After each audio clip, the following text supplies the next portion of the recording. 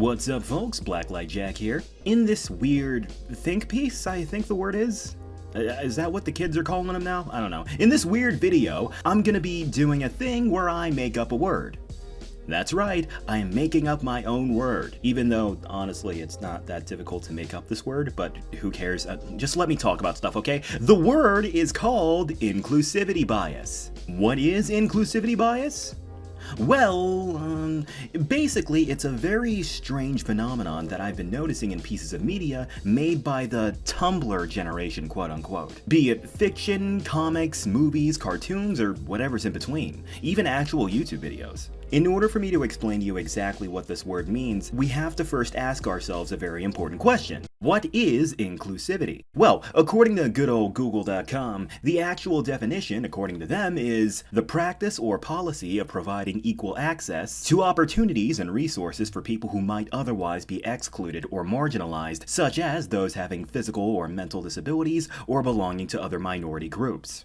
That's what Google says. And Dictionary.com says this: the fact or policy of not excluding members or participants on the grounds of gender, race, class, sexuality, disability, and etc. Seeing that, you could easily assume that a creator from the Tumblr generation would want exactly that, especially when it comes to other pieces of media that make said creators feel like they're left out. While I will definitely say that I don't think every single creator from this specific demographic wants this, but I will definitely say that I've noticed that a lot of the most popular pieces of media, well, not popular, let's go with infamous, have this issue where they make it out like they want to make the world a more open-minded place. But in reality, if you read between the lines for more than a nanosecond, it's beyond clear that these individuals, these creators, do not want that at all. They just want the world to be twisted around into what they want it to be. And thusly, that is an inclusivity bias. So, yeah, that's what that word means. Inclusivity bias is a special occurrence in a piece of media where the creator acts as if he or she is inclusive, when in reality, said individual is biased towards a specific group of people when writing the scenario for said piece of media.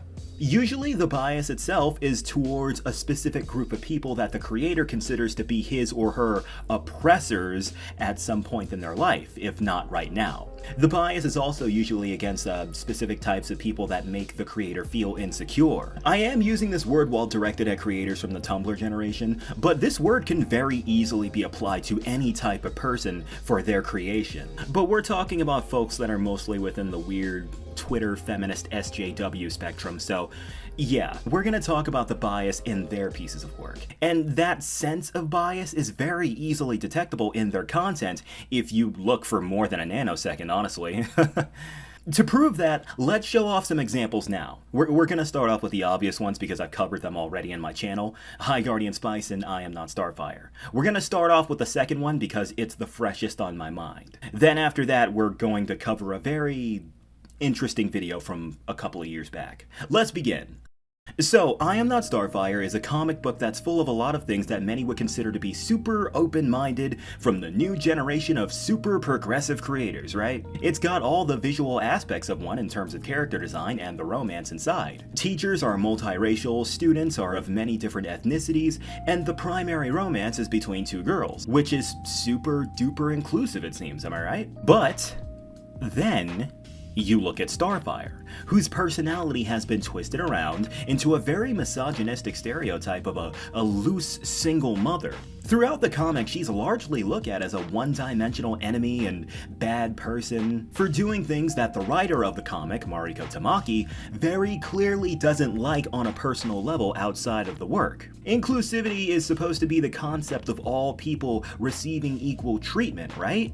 Well, Starfire isn't really treated well at all. Meanwhile, Mandy, who's been a massive jerk all comic, is receiving the absolute best treatment. By the end of the comic, she gets superpowers, she gets the girl after cursing her out and yelling at her and screaming at her, everyone likes her in school, and she's a celebrity now, and more. While it is very clear that Mandy is rewarded thanks to the author's idea of the concept of inclusivity, Starfire, who once again the author very clearly dislikes on a personal level, does not grow or change at all. By the end of the comic, she's still a coward that ran away from her problem. She's still a slut who brings strange men home. She's still the same person who had her own daughter fight her own battles for her. Tamaki wrote the main character as a lesbian, body-positive, quote-unquote superhero, which is super duper inclusive and all, but you also have another female in this comic, the only character you'd recognize if you glanced at this comic, by the way, who is reduced into a sexist cliche, who's getting shit on and demonized at every turn. And by the end of the comic, her existence and importance solely existed to make Mandy, the bright, shining star of intellectual superiority and progressiveness, look objectively superior. That doesn't sound very inclusive. I'm just saying. Writing a character that is specifically designed to be a one-dimensional accessory to blow sunshine up the protagonist's ass? Yeah, that's definitely not inclusive at all. You see, that's what I'm talking about. Mariko Tamaki wanted to make this book look like a grand, shining symbol of inclusivity, but at the same time, the writing that she put in is very clearly discriminatory towards a type of woman that she does not like, thusly an inclusivity bias. Now, let me hit the brakes on this point that I'm making real quick so I can take a look at the sapphic romance between Mandy and the generic love interest girl one more time. This isn't relevant, I just want to bring this up to point something out. On a surface level, the lesbian relationship with the high school crush is very easily relatable, and instantly beloved by any obsessed Twitter weirdo within the LGBT spectrum, because it's got the orientation they approve of the most in the comic. Right? But if you look at that relationship past its surface, you instantly become disgusted. Wanna know why? Because the context of these two characters' relationship is a minefield of blatant toxicity. The main character, the protagonist of the goddamn comic, is gaslighting the girl she likes, and she's trying to isolate her from her other friends for extremely petty reasonings. And Claire just submits to her at every single turn. It's toxic relationship flags left, right, and center. And guess what? What did reviewers say about this nonsense who went out of their way to point this relationship out? They only said positive things. The sapphic romance between Mandy and Claire is tentative and sweet. Quoting from this review. Stuff like that. Look, this has nothing to do with the concept of inclusivity, but this is definitely something I want to point out because of the way people react to this kind of content. I'm bringing this up because this is an example of another thing that I want to address that I like to call inclusivity validation. And yeah, I feel like this situation that I just explained to you guys is a perfect example of that word. None of these weirdo SJW freaks who reviewed this book questioned the repulsive nature of this relationship, only because it was between two girls. This book may be absolutely terrible, but it validates the reader's own sense of inclusivity, so naturally, the crazy-ass Twitter freaks automatically label the romance perfect without even thinking twice or looking deeper into it, simply because it's a gay romance. So to them, it's automatically good and well-written and flawless. Period. It's really confusing as to why this would all be written this way at first, but after thinking about the author's mindset, you can very quickly understand why. These 2 points I brought up are a perfect example of our generation's brand, quote-unquote, of feminism.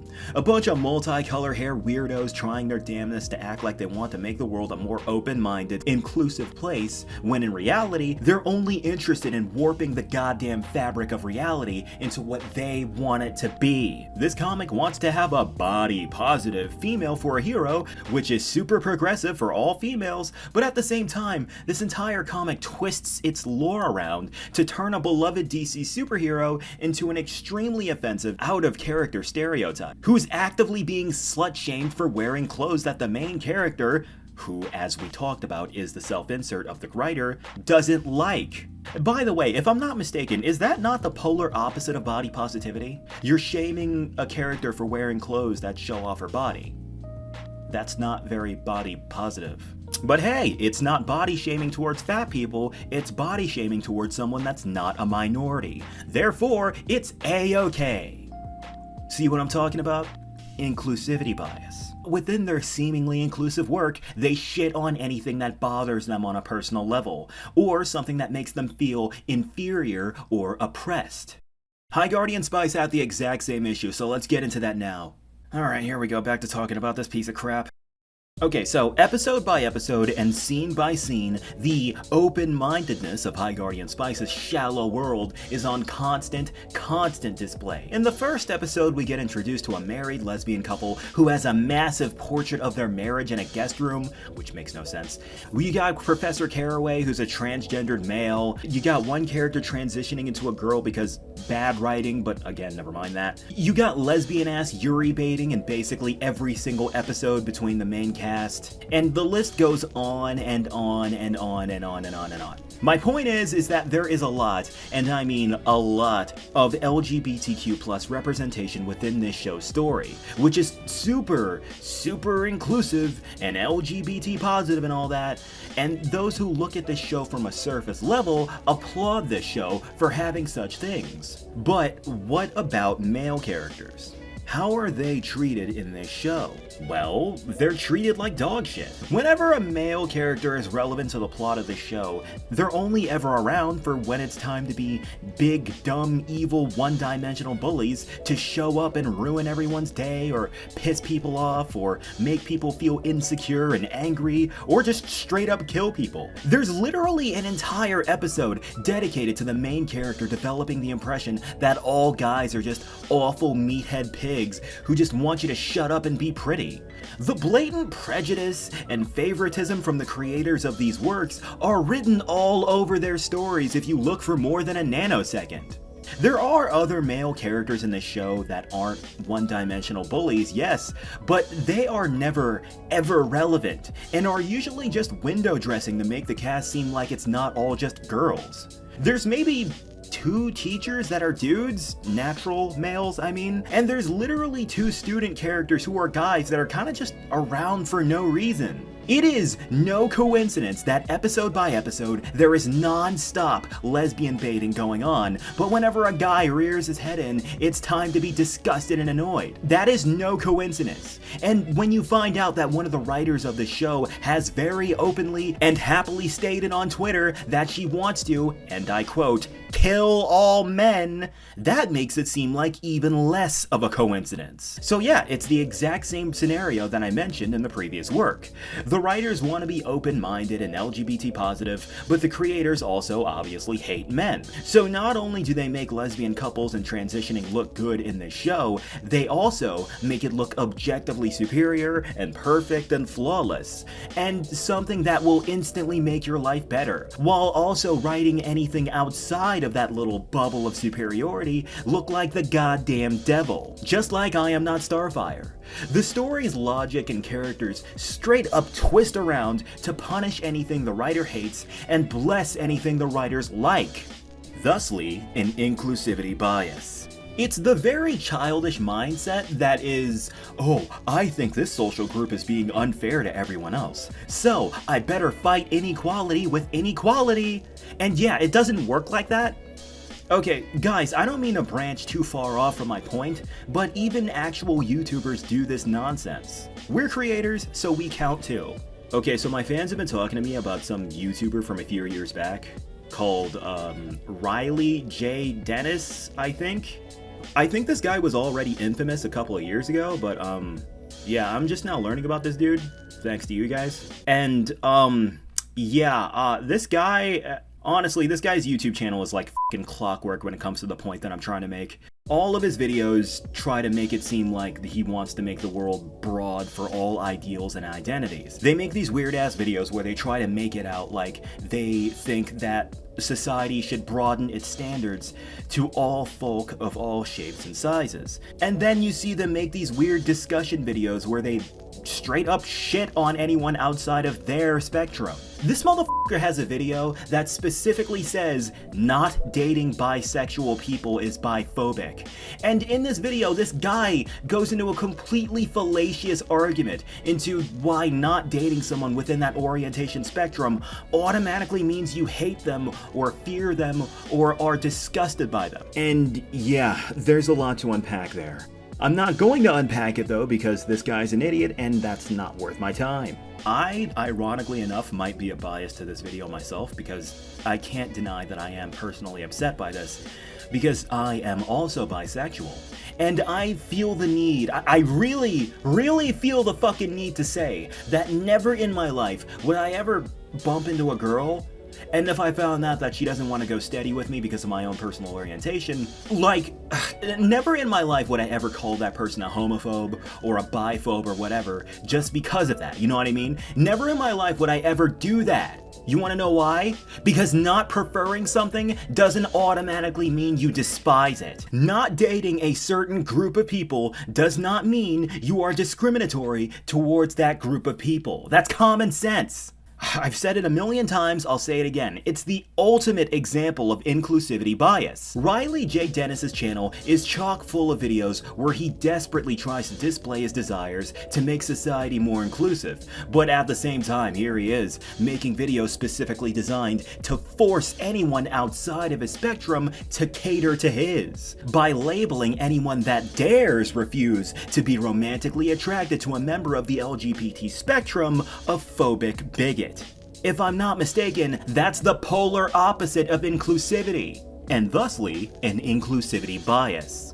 This is a statement that ultimately benefits Riley and members of his own spectrum, while also forcing anyone outside of said spectrum into an orientation they do not specifically like. You know, the exact same way society years ago forced everyone into heterosexuality, or they were considered mentally ill freaks and outcasts? Exactly like that. They will do the exact same thing back to the outside world, only when they do it, they sugarcoat it with Twitter posts and YouTube videos and Tumblr fan art. All of these subjects that I brought up here are a prime example of a delusional creator. The creator in question likes to believe that she is in fact an open-minded, inclusive person, and try their damnedest to convince you of that with their work from a surface level. But in reality, whenever they display anything they don't like within their work, they intentionally frame these themes or characters or concepts as if they were some kind of satanic evil force that's murdering people. And that is inclusivity bias. Pretending to look super duper progressive on a surface level, but in reality you're just doing the same thing your oppressors are doing with extra steps.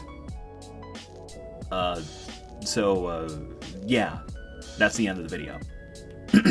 So, what do you guys think? Can you guys think of a good example of an inclusivity bias in a piece of media? A YouTube video? Anything? Maybe something your friends or peers have said? I'm sure there's something out there.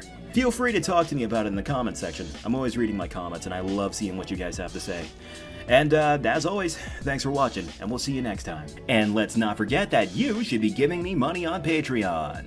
My $10 supporters are Duke Dragon Hearthfire the 10th, Ellamations, Procrastinator Dave, and Stormy Knight. And let's not forget our $5 supporters, Ayon, Dragonlight Z, Travis, Wes Franklin, and Zephyr Zodiac. If you'd like to be in the credits as well, just catch me on patreon.com/blacklightjack. Thanks for watching, everybody.